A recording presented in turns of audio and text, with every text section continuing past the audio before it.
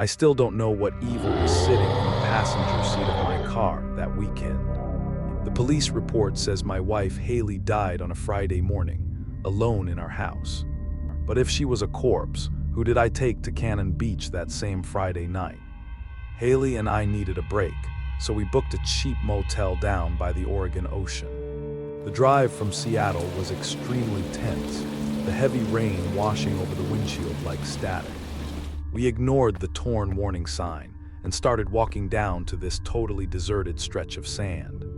The fog rolled in thick off the water, swallowing the shoreline in a cold, damp chill. Out of the mist, this sketchy dude with a vintage camera suddenly appeared right in front.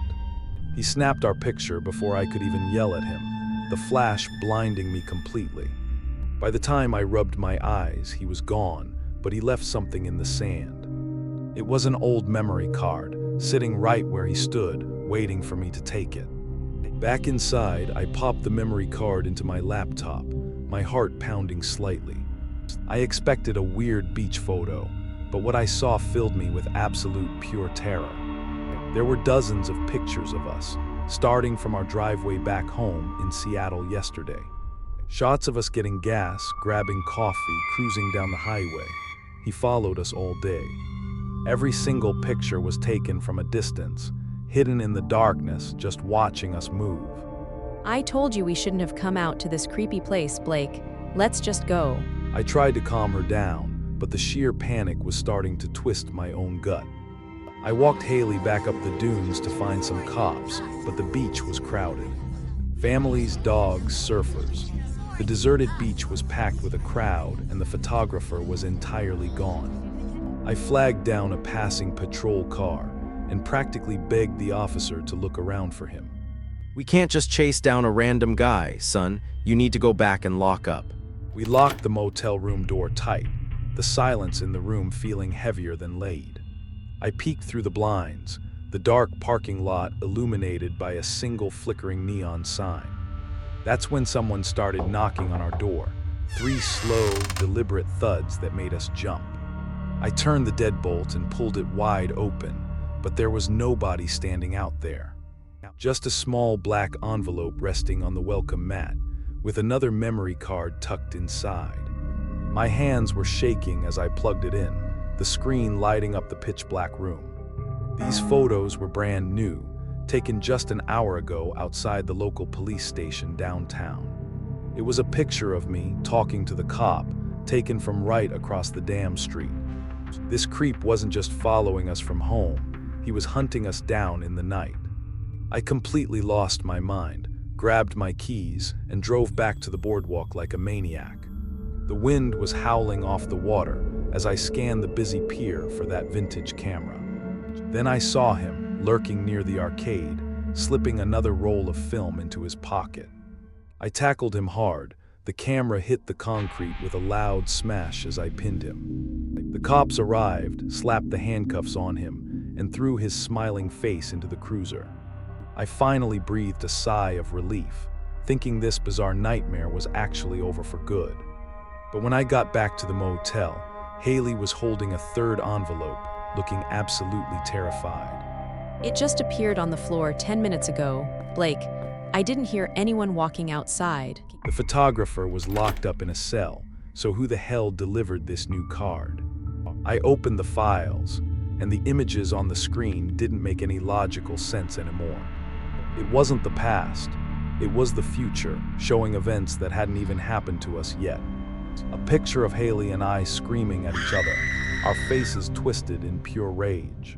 Next photo, Haley lying motionless on the bathroom floor, her eyes staring blankly at the ceiling. The final picture showed me driving away from the motel in the dark, entirely by myself.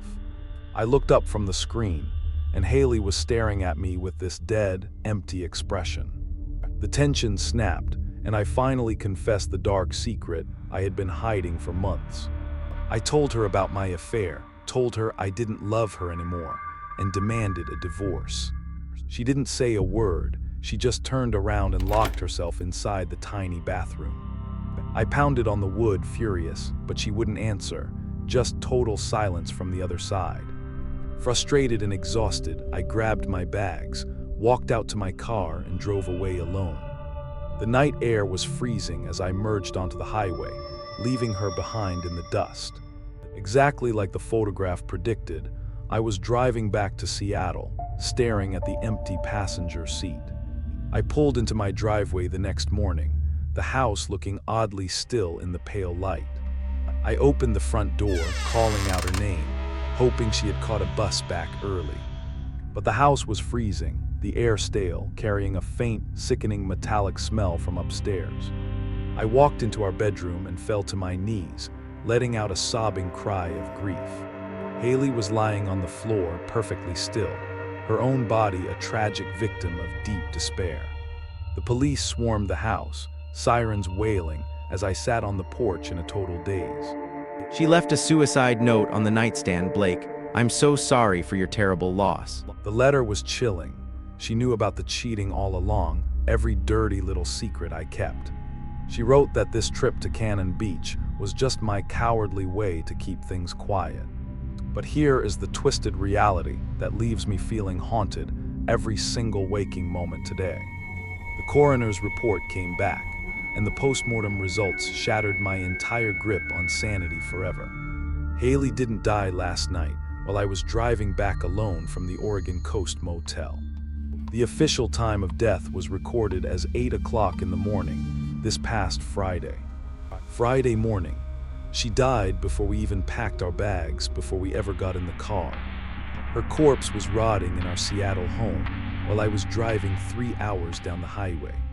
While I walked the beach, fought the photographer, and argued in that dingy little motel room. I watched her lock that bathroom door. I heard her breathing in the passenger seat beside me. So I ask you as I sit here in the dark, losing my absolute freaking mind. If my wife passed away in Seattle on Friday morning, whose hand was I holding all weekend? What was the photographer really taking pictures of when he pointed that camera at my window? Whatever was wearing Haley's face is still out there, and I think it's coming back for me. If this story stayed with you, please subscribe, hit like, share it with someone who needs to hear this. I'll see you soon.